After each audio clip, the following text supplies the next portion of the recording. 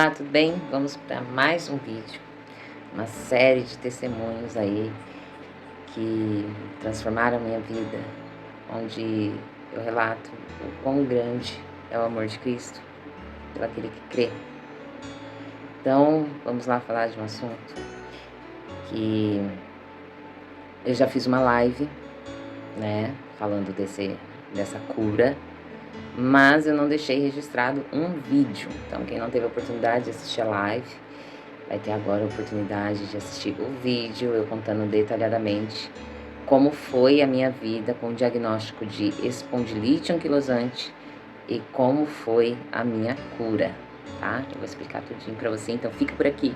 Se você ainda não me segue nas redes sociais, eu vou deixar aqui o endereço, vai lá, me segue, porque tem muito conteúdo bom, muito conteúdo que para ajudar a evangelizar a sua vida, a vida de pessoas que você ama. Então assista esse vídeo até o final, compartilha com quem você precisa.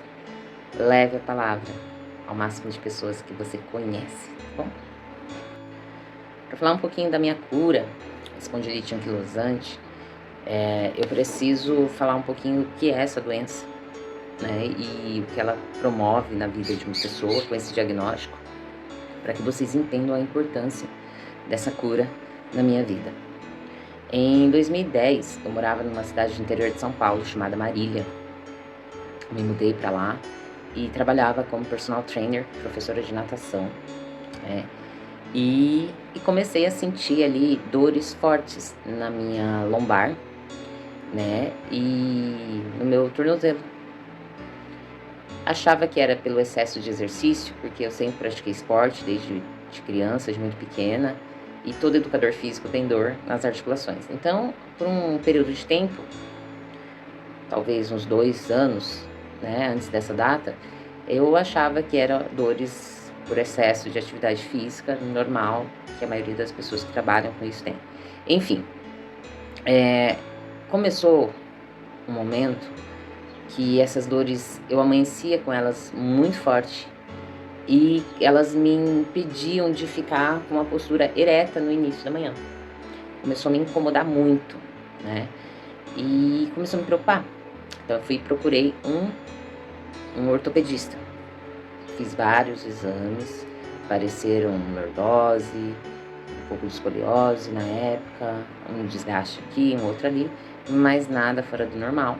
Então eu tratei ali por um período de 8 meses com medicações e alongamento que eu já fazia e uma pausa em exercícios com muita carga. Enfim, mas foi só isso. Só que as dores foram piorando. Nessa época, eu atendia como personal uma família muito especial para mim. Não vou falar nomes porque eu não conversei com eles, eu posso estar expondo nomes aqui. E era uma família de médicos e farmacêuticos, né? E a matriarca da família, ela é minha aluna de personal, e ela falou um dia pra mim: Fran, essas dores suas, será que não são reumáticas? Eu falei: não sei, né? Ela falou: então, meu filho é reumatologista, eu vou conversar com ele e você passa numa consulta com ele. Eu falei: tá bom. Porém, essa mulher, ela estava numa luta contra o câncer. E ela já estava com um quadro bem difícil, né? E acabou que ficou por isso mesmo. A preocupação maior era dar qualidade de vida para ela nesse momento. Enfim, passou. Porém, eu estava tendo cada dia mais dificuldades com as dores. E assim, o último atendimento que eu fiz para essa mulher, ela me fez um pedido. Último porque logo depois ela ficou bem ruim. E infelizmente ela faleceu. E ela me fez um pedido, ela falou assim: olha, não deixe de procurar o meu filho, né? O filho dela é um dos melhores reumatologistas ali da região, acredito que do estado de São Paulo. Não deixe de procurar o meu filho, eu já falei com ele, ele vai te atender. E infelizmente ela faleceu logo depois. E eu cumpri com a minha promessa, e eu fui procurar pelo filho dela. E ele me atendeu super bem, me atendeu gratuitamente, inclusive. E o meu convênio, ele não atendia por convênio, então eu teria que pagar particular, ele me atendeu de forma gratuita. E foram quase 2 horas de consulta, porque ele me fez muitas perguntas, detalhes assim, enfim, no final da consulta ele já tinha meu diagnóstico. Ele falou, vou solicitar alguns exames para você, só para que a gente possa entrar com o pedido da medicação, mas o seu diagnóstico é esse, você tem espondilite anquilosante. É uma doença crônica inflamatória degenerativa, né? É uma dor que causa rigidez nas articulações e que ela tende a cometer vários problemas, assim, articulares, problemas de movimentos, entre outras coisas. E a gente fez todos os exames que se confirmaram e imediatamente eu já comecei com o tratamento, que nada mais era do que tomar uma injeção a cada 14 dias de forma subcutânea. É uma injeção de valor muito alto, né? Na época era 7 mil, hoje está 11 mil reais. Então eu precisei passar por todo aquele processo para pegar essa medicação pela Secretaria da Saúde, Regional de Saúde, né? Enfim, e foi assim por toda de 2010 para cá. Na verdade já estava em 2011 quando eu fui diagnosticada. E em 2021 eu tive o quadro de câncer. E aí houve aquele confronto com o tratamento da injeção. O nome da injeção, gente, é adalimumab. Então eu vou falar só injeção para não ter que ficar falando esse palavrão aqui toda hora. Então houve muita troca de informação entre o meu médico responsável pela minha quimioterapia e a reumatologista que me atendia aqui no Paraná. Me atendia desde 2017, quando eu me mudei aqui para Maringá. E se continuaria ou não com esse tratamento. Um outro tratamento para espondilite anquilosante é a atividade física, né? Principalmente alongamento e atividade, tá com o corpo sempre em movimento. Então a injeção ela serve para estabilizar a doença e a atividade física para te dar uma melhor qualidade de vida, né? Foram feitas algumas pausas durante o tratamento do câncer com a adalimumab, com a injeção, e desde o primeiro mês de quimioterapia eu já não conseguia fazer atividade física como era antes. Então assim, eu fui totalmente prejudicada. E foi necessário, tá, gente? Não foi erro médico, não foi nada disso. Era um momento que precisava dar atenção a outro tratamento, que era a quimioterapia. E o câncer, o tratamento do câncer, ele me deixou extremamente fraca, indisposta. Então eu não conseguia me movimentar praticamente. E tudo isso, né, foi quase 2 anos de tratamento, fez com que a espondilite aí ela desse uma avançada, né? Eu não estava mais me movimentando, eu não estava mais me exercitando e as injeções ela tinha que parar às vezes, voltar. Enfim, então as dores pioraram e muito, muito. A minha locomoção foi extremamente afetada, né? Chegou a um ponto de a gente aqui em casa começar a buscar por barras de apoio para colocar nos cômodos, né? Então a gente estava já comprando barra para pôr ao lado da cama, porque eu já não conseguia me levantar. Meu quadril estava completamente gasto ali, as articulações entre fêmur, entre quadril, estava bem prejudicadas as articulações, estava com bastante problema mecânico, mobilidade zero praticamente. Então assim, eu precisava de barra do lado da cama, barra ao lado do sofá, né? E principalmente no banheiro, vaso sanitário muito baixo, então para eu me levantar eu tinha que me apoiar na pia e corria o risco aí da pia se soltar, né, com o meu peso, enfim, um transtorno. Qualquer lugar que eu fosse eu precisava de ajuda para levantar, então eu estava sentada ali assistindo o culto na igreja, para eu me levantar eu precisava de ajuda, para ir jantar em algum lugar, sentar na casa de qualquer pessoa, gente, qualquer lugar que eu me sentasse eu precisava de apoio para levantar. Inclusive a gente estava desesperado com o fato de ter que trocar de carro, né? Não havendo condições financeiras para trocar de carro, mas a gente precisava de um carro mais alto, porque eu dirigia normalmente, mas ao sair do carro eu tinha muita dificuldade. Enfim, o detalhe importante é que eu nunca orei para Deus pedindo pela cura da espondilite.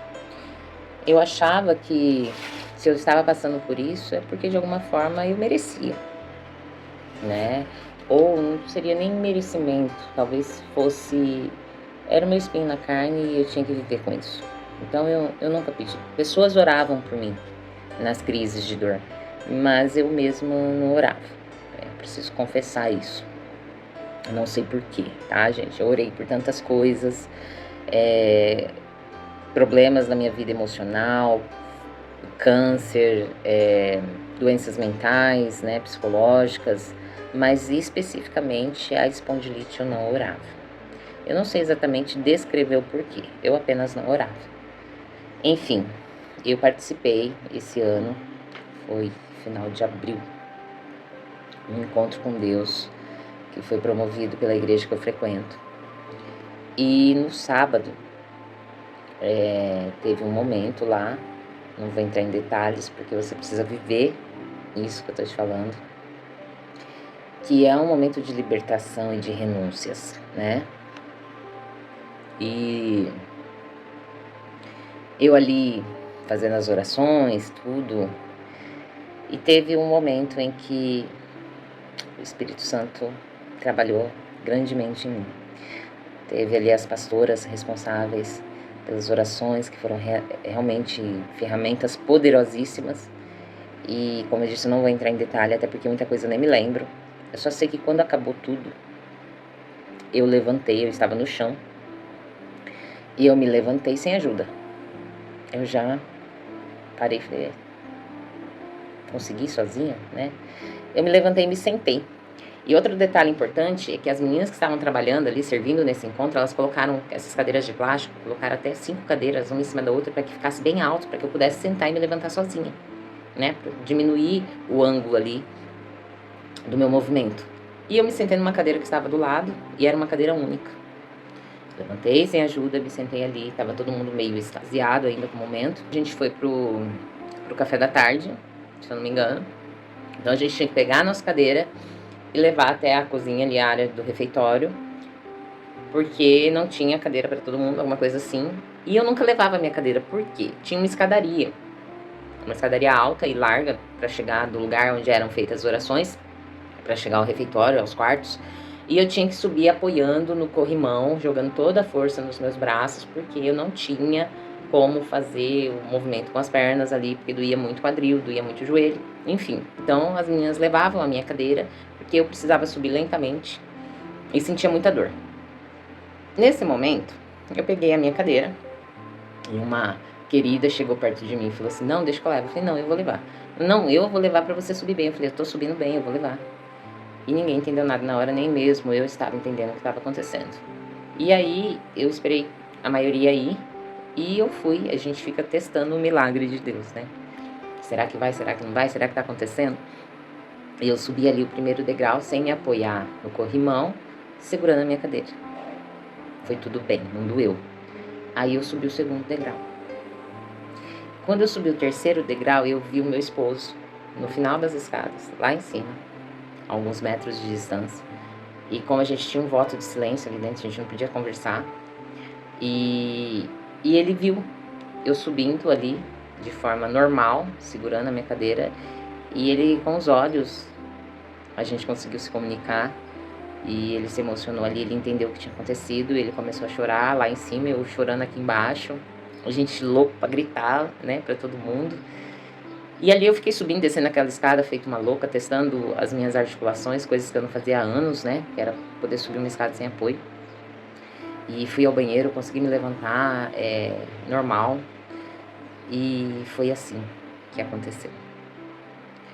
Fran, se você não orou, por que Deus te curou?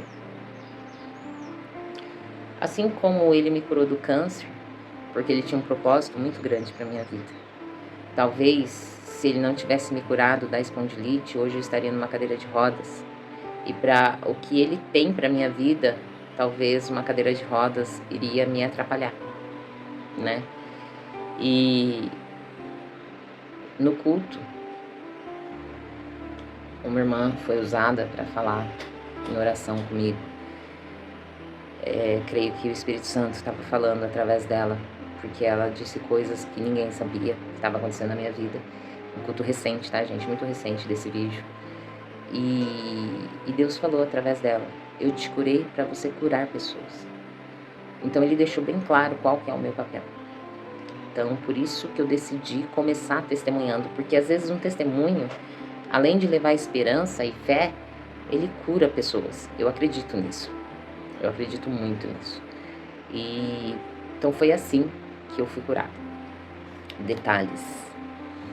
Na mesma semana após o encontro com Deus, eu passei pelo exame de ressonância que já estava agendado, tá, gente? Eu não fui fazer a ressonância para provar o milagre de Deus, mas já estava agendado.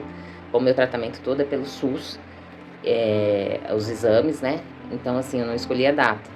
Eram exames que eu estava esperando há 6 meses.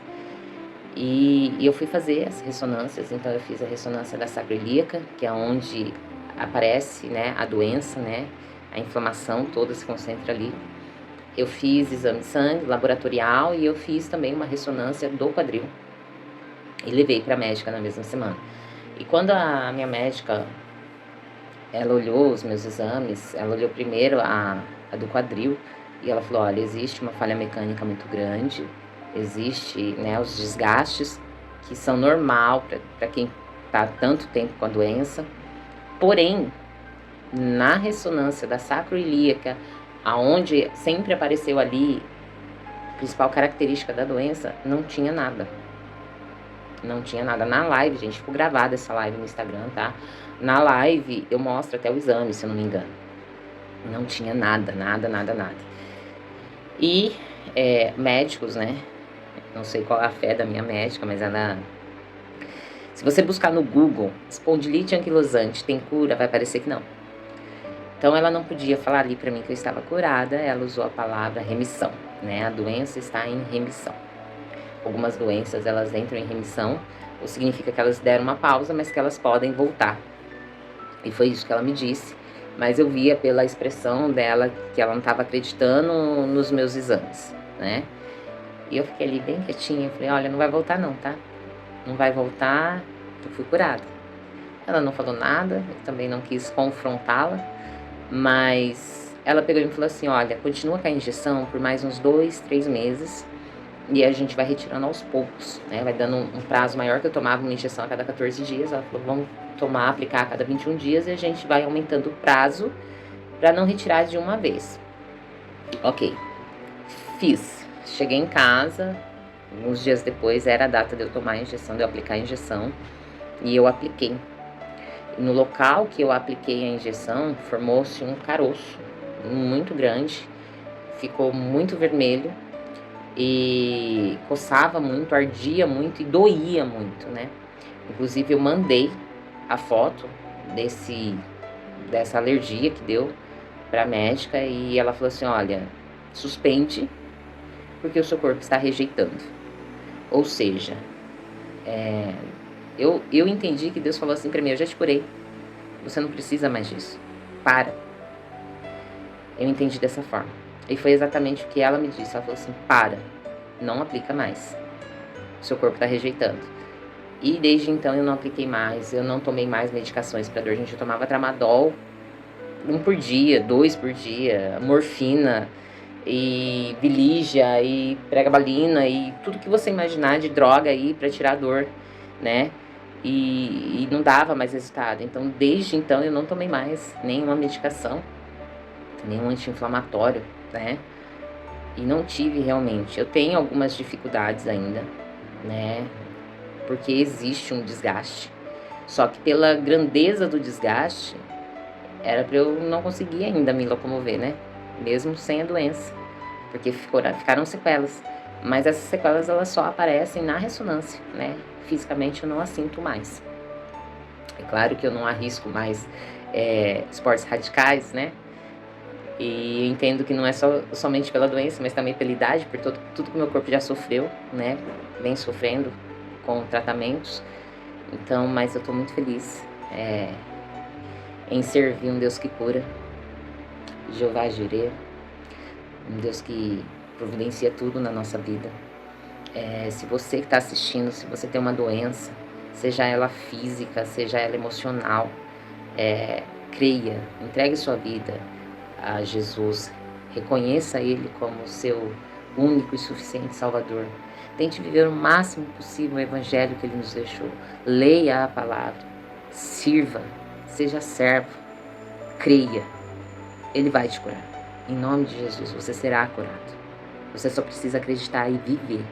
Mais do que orar, é colocar em ação as suas orações, né? Oração, orar e ação. Você precisa viver realmente o amor de Cristo. Você não pode apenas falar que ama um Deus, que serve um Deus. Você precisa realmente viver esse amor e você precisa servir verdadeiramente a Ele. Isso acontece, milagres acontecem, milagres existem. Eu sou um milagre de Cristo. Eu creio que em nome de Jesus você também será. Deus abençoe a sua vida e que esse vídeo tenha trazido fé, esperança, renovado as suas energias, o seu amor e a sua devoção em Cristo. Deus abençoe a sua semana, o seu dia, a sua vida e compartilhe o máximo possível para que mais pessoas possam renovar a sua vida em Jesus. Amém?